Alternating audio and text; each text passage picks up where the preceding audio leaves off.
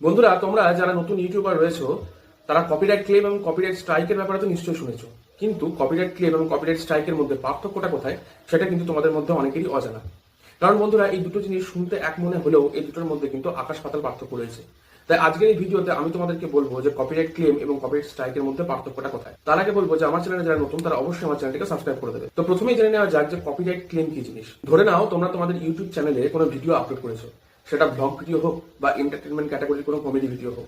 তো সেই ভিডিওর ব্যাকগ্রাউন্ডে যে মিউজিকটা তোমরা অ্যাড করেছো সেই মিউজিকটা দেখা যাচ্ছে কপিরাইট ফ্রি মিউজিক নয়। তো সেই ক্ষেত্রে সেই মিউজিক কোম্পানির যে ওনার সে তোমার ভিডিওতে কিন্তু কপিরাইট ক্লেম দিতে পারে। এখানে একটা কথা বলে রাখি যে কপিরাইট ক্লেম কিন্তু ভিডিওতে আসে, চ্যানেলে কিন্তু কপিরাইট ক্লেম আসে না।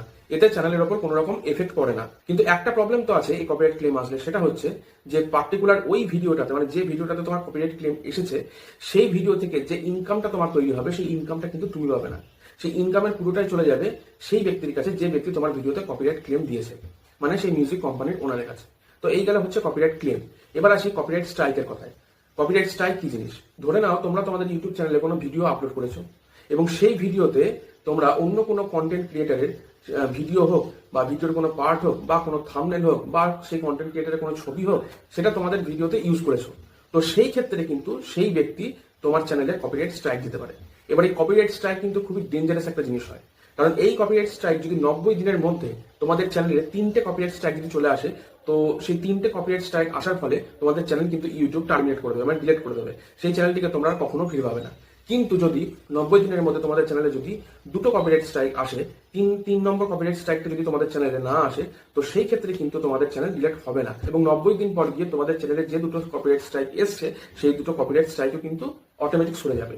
কিন্তু 3টে কপিরাইট স্ট্রাইক যদি তোমাদের চ্যানেলে 90 দিনের মধ্যে আসে, তো সেই ক্ষেত্রে কিন্তু তোমাদের চ্যানেলটা পুরোপুরিভাবে ডিলিট হয়ে যাবে।